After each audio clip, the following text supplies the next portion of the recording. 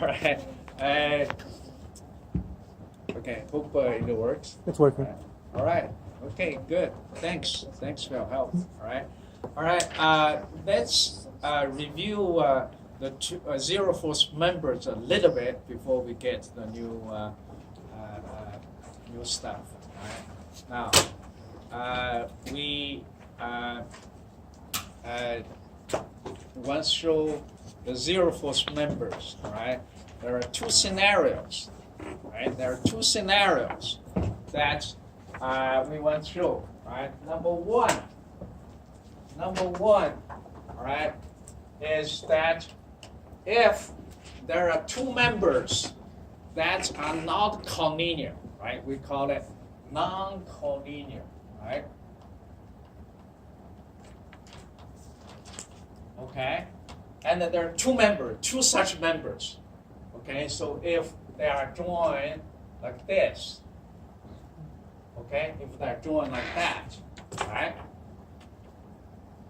And the condition is that if there's no external force, both of these two members are zero force members. Okay, that's scenario well. That's scenario one, right? Okay, just remember these conclusions, all right? The second is that it involves three members. Okay, so the first one involves two members. Okay. The second scenario is that if there are two members that are collinear, okay, so two collinear, right, which means that these two members are line alike, right, and there's no external force. The third member join these two, okay, at an angle, okay. So the third member, okay, which is non-collinear, in other words, cannot be collinear with this animal, right? So the third member, right, is zero force member. Right? That's the conclusion we made, right? I want you to remember it. Okay, now let's go through why this such case, right? I hope you still, okay, in order to answer why, you have to get to the bottom, which is the free body diagram. Okay? So the free body diagram, you look at it, all right? You look at this truss, right? And then you do a free body diagram of that joint, right? You do the free body diagram of that joint, okay? Now, that joint is in equilibrium, right? So it has to satisfy the equation of motion, equation of equilibrium, right? Because there's no motion, so that's called the equation of equilibrium, right? Okay, so we know for truss, okay, all members are what? Two force members, right? So the force from the member on the joint goes like either this, which is that member is in tension, right? Or compression, right? And then this forces, okay, are applying at the joint, right? Okay, so from this member, and then I say I have a force on the joint, right? Okay, and then from this member, I say I have a force on the joint, like that, right? So how many forces I have? So say this is member 1, this is member 2, so you got F1, F2, right? So you got 2 forces, right? Okay, and the other force? No other force, right? So that's all the force act on the joint, right? Then do the equation of equilibrium. Now, when you do the equation of equilibrium, right, you can do like this, right? You know, x, y, right? Or for this case, right, of for this case, all right, you just do an equilibrium, okay, in this, okay, I call it this x prime, and then okay, the perpendicular is y prime, okay. So if I can have a new coordinate system like that, right, it really doesn't matter, right? Now, under this new coordinate system, so you do the sigma fy prime, which is in the perpendicular direction to the x prime, right? Okay, if you do that, what happens? It will be f1, right? And then you have a cosine angles, okay, you know, in here, right? That, and then there's no component projection, right? You know, of f2, you know, on its perpendicular, you know, direction, right? So this will give you that, right? So, and then the angle is not 0, so f1 has to be equal to 0, right? That means that the force, okay, from the member on the joint is 0, right? Okay, now you do the equilibrium in the x direction, right? And then you will know that f2 has to be equal to 0, right? Right, and then you will know this f2 has to be equal to 0, right? So there are two, okay, zero force members, right? Okay, for this case, right, it's the same thing, right? So you pick the joint, do a free body diagram, right? Now the force from this member 1 goes in this direction, right? Okay, and then the force from member 2 on the joint, hey, it's supposed to go in that direction, but they're lined up, right? So the third one has the direction of a force like that, right? And then you do the equation of equilibrium, right? You know, in this direction, in the y direction, okay? You do that, what will you have? You will have x3 equal to 0, right? So the third member is a 0 force member. Okay? So that's why that answer, you know, the question 1, right? Okay. In last class, all right? In last class, I think it's, yes. So just to make sure, the two collinear one, the members 1 and 2 are not zero force, but the third one is Third 0. one is. Okay. Yeah. Third one is. Right. Remember when we talk about this joint, right? Let's pick the one. Okay, yeah. When we talk about this joint, we're pointing this joint, right? Mm-hmm. And then we have the collinear one, right? Okay, and then I say this one is 0 force one, right? I think that there are people asking the question, there's the force, you know, 5 kilonewton force, right? And then it's pushing it down here, right? You know, pushing on this member, right? So it seems that this member takes some force, right? Okay, so let's look at that, right? Okay, so let's look at it. First, we do the free body diagram on this joint, right? Okay, we do the free body diagram on that joint. So this is the collinear ones, right? I don't care, you know, it's the force from member on the joint go this way or, you know, go that way. It doesn't matter as long as it's aligned this, you know, collinear direction, right? Okay, say the third one is down here, right? Third one is down here, right? So this is the F3, right? And then the equilibrium, that's all the force it has, right? Because there's no external force at this joint, okay? And the external force down there, see that? 5 kilonewton? It's not on this joint. It's on joint C, okay? It's different joint. And this free body diagram only talk about free body diagram of joint G, Okay, so that's all the forces I have. Okay, so it has nothing. Okay, it has nothing. I mean, this free body diagram has nothing to do with this 5 kilonewton. Okay, so that's why it makes this F3 equal to 0. Okay, now you go back to this joint C. Now you go back to this joint C, right? And you have so many, okay, 4 members, right?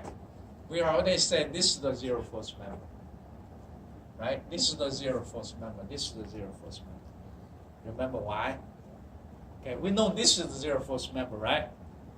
Once this becomes zero force member, and you can see there are 3 members joined together and F, right? I mean, this is removed, right? So this is removed, and this one becomes the third member, right? So that's why it's a zero force member, right?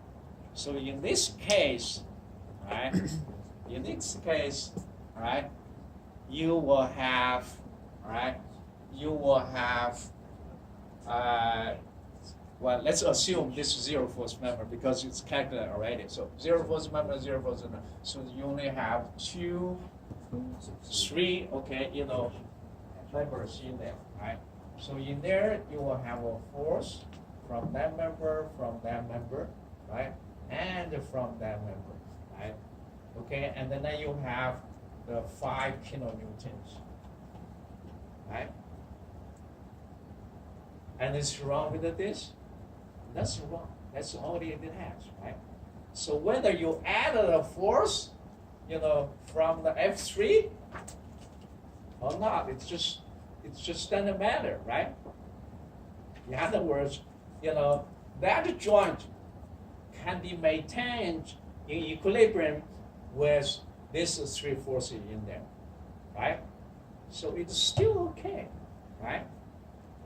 So when you make free body diagram of the joint, right? Don't get confused, right? To look at it, straight up. Hey, there's another joint, and then there's there's the external force down there, right? But that's not the joint, I'm working on right now, right? Okay, that's left, for some other free body diagram, right? Okay. Now, say this is collinear member, right? And you have the third one down here, right? But it has the external force down there. So will this be a zero force member? No. Right. Okay, because it violates the assumption we have, right? The assumption is that in both cases, in both scenario 1 and 2, you make sure there's no external force.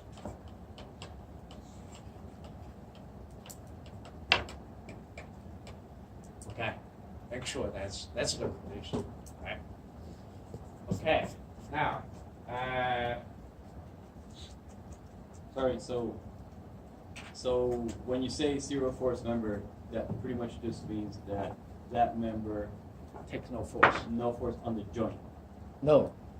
or there's no tensile or compression force on the member itself. Yeah, on the Okay. member itself, Okay. right? So that member, basically, on trusses, right? On trusses structure, right? So the external load coming at the joint, and then it's transmitted, distributed, okay, through the member to other joint, okay, and all the way to the support, right? Okay, and in this flow of load, right, some members just don't get any share of, that responsibility, all right? You put a member in there, right? You intended to let it take load, all right? But, that members looks like, right, share no such responsibilities, right? So in terms of load carrying capacity, that load play no role, so you can just remove it, okay? So it can be delayed in terms of load carrying, capabilities, right? But sometimes you put you put a beam there to increase the stability, right? In other words, that hey, if you put extra members in there, it just gets more rigidity, I would say, right? Even it carries no load, right? So rigidity means the deformation mass. So when that member deform, right, it has more rigidity, resist deformation more, right? But that's not the way I look at it, right? What we are looking at is the rigid body, okay? All the members are rigid, all the joints are rigid, right? So, all right, now let's get to the new,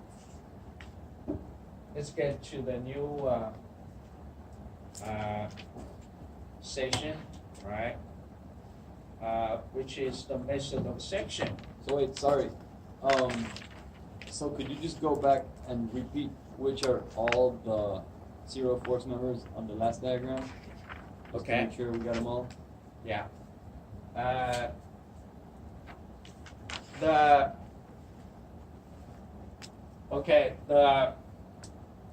The justification, right, of zero force member or any other things, right, is the free body diagram. Okay, so we use method of joint, right, to justify whether there's the force from that member or not on the joint, right? Okay, so that's the bottom line, right? Now, when you make a free body diagram of the joint, if you run into these two scenarios, okay, scenario number one is that at that joint there's no external load. Okay, that's number one, right? And then there are two members joined non-collinearly, right? Which in this case, okay? And in that situation, these two members are zero force members. It's the 3 on the inside on the right side for the other one. Okay? But did I get your question right? Is that what? Okay. Yeah. Okay. And then on these scenarios, right? You talk about collinear members. Okay. If there's two collinear members, right? And then the third member join an angle is the zero force member, right? Okay. And then the justification is the free body diagram. Okay? Justification is free body diagram. Right? Okay, say on method of section, right? Remember when we talk about the method of a joint, you have to select a joint, right? And that joint, has only two unknowns, right? And then you can obtain, these two unknowns, from the member, right? And then work, on another joint, and then this all the way, you get all the forces, right? On all the members, right? And then for some big trusses, right, and the complicated one, if you just are interested in members, in one particular members, right? And this method of joint will take you forever, right? Because you have to go from one joint and then work your way, until you get to the members that join together at one joint. Right? So the method of a section, right? Just take a shortcut, right? So method of section is saying that, all right, I take an imaginary cut, right? I take say this is the truss, right? And on this truss, I take an imaginary cut, A and A, you see that, right? Okay, and that cut the whole structure into two parts, right? Okay, it's just like the free bodies, right? Remember the free body diagram is created by cut, of that object from its surroundings, right? Okay, so there's nothing. I mean, it's just still in line, with that definition, right? And then in this case, we have a free body. I mean, we have a cut and AA, right? And then, if I look at the left hand side of an object, and then the right hand side is the environment, right? Okay, the vice versa, all right? If we look at the right hand side, all right, and then the one got cut, which is the left hand side, right, is the environment, right? Nothing, right, nothing new, right? So if the whole structure is under equilibrium, is in equilibrium, and then the both parts that are cut, whether left or right, are still in equilibrium, right? Like what we assume that if the whole structure is in equilibrium, and then the joint, right, the method of joint, the joint that we are analyzing is in equilibrium, right? Okay, so that's the key, right? So now the whole thing here is hinged on the free body diagram, right? The free body diagram say in that case, right? Suppose I'll take the left hand side as the free body diagram, right? So what that does is that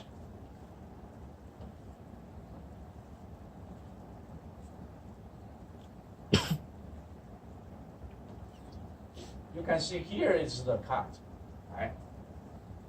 Okay, I just take this side, right? Okay, now at the cut, that's the boundary. That's the boundary, right? You need to put the effect from the right hand side on the left hand side, right? And that effect is at the boundary, right? You cannot just throw it away, right? You need to put that effect, which is represented by the force, right? By the force at that cut, right? So now from the right hand side to the left hand side, in here, the force may come in like that, right? So I call that is FBC, right? Okay, you basically cut that member by half, right? Once you cut it, all right, that member become 2, right? And then the force, say on the member BC, it's either compression or tension, right? And once you cut it, all right, there is internal force, all right? But you cut it, okay, that internal force become external, all right? And that's the external force, all right, okay, represented by, the right-hand side, on this cut, right? So that's the FBC. You got it? All right? So when you cut it, when you cut the member in half, all right, the external force, right, at that cut become external, right? And that external force, right, is exactly the actions, right, from the right-hand side on this free body, right? Okay, the same thing is done here, all right? So I can have the actions, okay? I can have the actions from the right-hand side on the member GC, right? So this F, but instead of GC, let's call it CG, right? So on the cut and the GF, right? Okay. Okay. Right. Now, at the A, you have external force, right? So this is one solid. So this is a free body diagram of the left hand side. And that object, free body diagram, okay, is in equilibrium, right? And then you can calculate how many unknowns it has. It has 3, right? Yeah, the 3, all right? And then for a planar force system, this is the planar force system, right? Planar force system is that, you know, the structure line in the same plane, right? And then all the force line in the same plane, right? So that's called the planar force system. And in there, all right, I have 3 independent equations, right?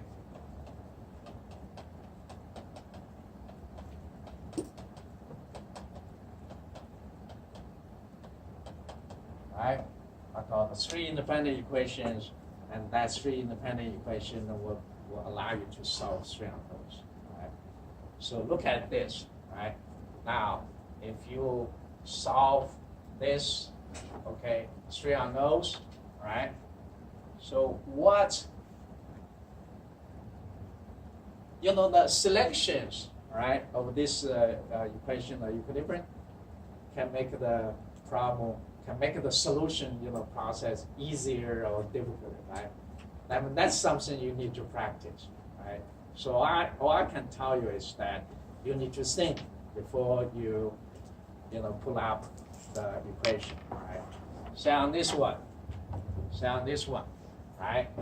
I will probably take this equation, okay, to a moment about which point. That make a big difference. So you got A, G, B, C. Right? You got A, G, right? Now, you look at it. These 2 forces join down here, right? You see that? These 2 forces join down here, right? So this equation says that the moment about any point has to be equal to 0, right? So I can take a point, the point this, I can also take a point at G, right? So now, and then to make it sense simpler, you just take the moment about, you know, that point which has the most unknowns, right? So you take that, all right, and then what equation you will have? Right? The equation you will have is this FBC. You see that? FBC about that point, right? So you have 2 meters, right? The height is 2 meters. See that? Right? Okay? Now, that takes care about the moment about this force, right? And this 2 force has a 0 moment about it, right? Okay? So this is in clockwise rotation, so it's negative. Right? Okay, now this 1,000 Newton about that point, right? So you will have 1,000 Newton. So what's the distance down there? 2 meters, right? So it's 2 meters, right? And this has the sense of rotation counterclockwise, right? Counterclockwise right-hand rule, right? It's positive z direction, right? Okay, so it's positive. So this is equal to 0.